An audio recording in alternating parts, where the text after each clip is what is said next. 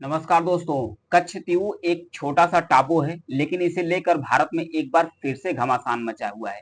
एक साल पहले भारत के प्रधानमंत्री मोदी जी के द्वारा संसद में ये मुद्दा उठाया गया था कि कच्छ तीऊ श्रीलंका को किसने दिया, आखिर ये श्रीलंका के पास कैसे गया। अभी हाल ही में आरटीआई फाइल की गई है। हाल ही में आरटीआई फाइल की गई है, तो आरटीआई फाइल करने से इसमें जानकारी मिला है कि किस कारण से, क्या मजबूरी थी कि जो कच्छतीऊ आइलैंड है, जो पहले भारत का हिस्सा हुआ करता था, अब ये श्रीलंका के पास चला गया है। तो आइए सारे मुद्दे को डिटेल से समझने की कोशिश करते हैं। पहले इसका लोकेशन देखते हैं। ये है रामेश्वरम आइलैंड।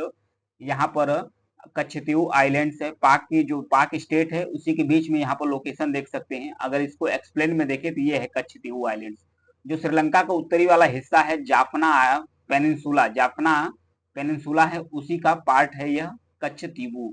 तो कच्छतीऊ कहाँ स्थित है? ये भारत का जो तमिलनाडु राज्य है उसके दक्षिण में स्थित है, और जो श्रीलंका है श्रीलंका के उत्तर में स्थित है, और खास करके जो पाक स्टेट यानी पाक जलडमरू मध्य है वहां पर स्थित है।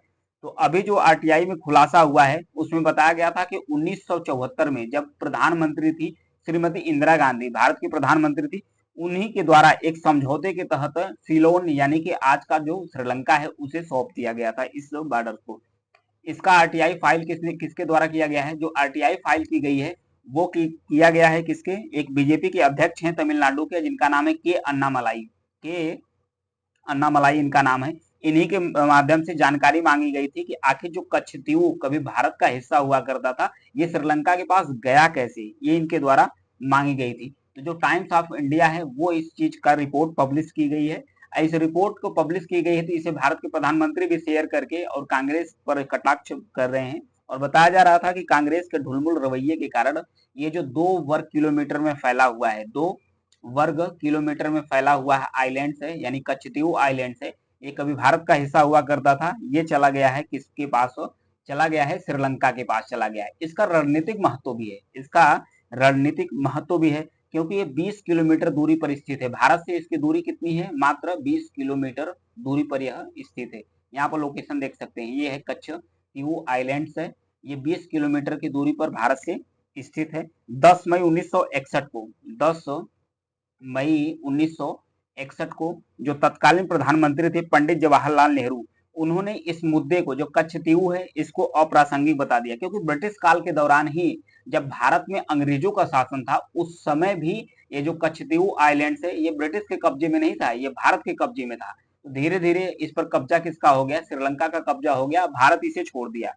क्योंकि उनसे पूछा गया, पंडित नेहरू से पूछा गया, तो उन्होंने कहा कि यह मुद्दा बहुत ही अप्रासंगिक है, ये बहुत महत्व नहीं रखता है। लेकिन वहीं 1974 आते आते जब इस पर श्रीलंका का कब्जा हो गया था, तो इंदिरा गांधी जो भारत की प्रधानमंत्री थी, इन्होंने एक समझौते के तहत सौंप दिया, श्रीलंका को ही सौंप दिया। उसके बाद ये कच्छतीऊ भारत का जो रामेश्वरम श्रीलंका की मुख्य भूमि है, जल डमरू मध्य है, पाक जल डमरू मध्य, उसी के बीच में है। ये जो जल डमरू मध्य है, पाक जल डमरू मध्य है, इसका नाम पाक जल डमरू मध्य क्यों रखा गया? क्योंकि 1755 से 1763 के बीच में, 1755 से 1763 के बीच में मद्रास प्रांत के गवर्नर रहे थे रॉबर्ट पाक। रॉबर्ट पाक इसके गवर्नर रहे थे। इन्हीं के नाम पर ये जो जल संधि है, इसका पाक स्टेट यानी पाक जल संधि या पाक जल डमरू मध्य, इनका नाम रख दिया गया था। इस द्वीप के आसपास का इलाका मछली पकड़ने के लिए काफी इंपॉर्टेंट रहा करता था, मतलब कि मछली के लिए काफी महत्वपूर्ण है, क्योंकि समुद्री संसाधन से संपन्न ये इलाका है। यहाँ पर दोनों ही देश के, तमिलनाडु, खासकर तमिलनाडु राज्य भारत के और श्रीलंका के, दोनों ही देश के मछुआरे यहाँ पर आते हैं, मछली पकड़ते चले जाते हैं। लेकिन जब ये श्रीलंका के पास चला गया, तो जो भारतीय मछुआरे इस जल क्षेत्र में पहुंच आते हैं, तो जो श्रीलंका है, श्रीलंका की जो नेवी है, भारतीय मछुआरों को पकड़कर जेल में बंद कर देती है, और वो बहुत दिनों तक यह जेल में बंद रहते थे। इसका सामरिक लोकेशन के बारे में समझते हैं कि इसका जो सामरिक लोकेशन है ये कितना महत्वपूर्ण है। महत्वपूर्ण इसलिए भी हो जाता है ताकि ये जो लोकेशन है ये चीन का मुकाबला करने के लिए भी काफी महत्वपूर्ण है। इसलिए महत्वपूर्ण है क्योंकि चाइना श्रीलंका की तरफ बहुत तेजी से ग्रो कर रहा है, मतलब श्रीलंका की तरफ चाइना बहुत तेजी से बढ़ रहा है। यहाँ पर यह है हम्बन टोटा बंदरगाह, यहाँ पर है कोलंबो एयरपोर्ट और कोलंबो बंदरगाह है।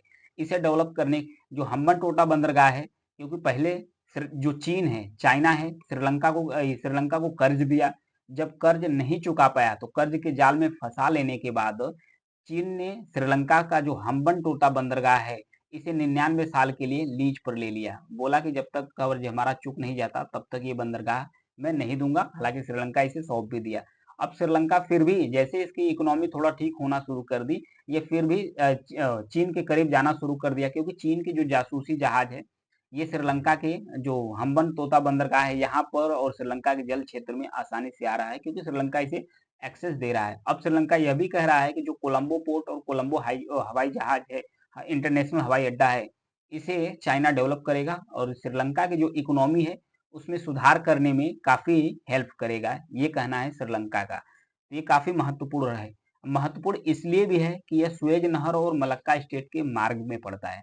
यहाँ पर देखिए ये है स्वेज नहर, ये स्वेज नहर रेड सी से होकर जितने भी व्यापार होते हैं वो आते हैं और फिर यहाँ पर ये देखिए श्रीलंका और इसके बीच में होकर जाते हैं। और जो मलक्का स्टेट है यहाँ पर देखिए जो मलक्का जल संधि है, यहाँ से भी होने वाले जो साउथ चाइना सी से होकर व्यापार यहीं से गुजरते हैं। और उसके बाद यहाँ पर खास करके मालदीव है, यहाँ से भी लोग गुजरते हैं।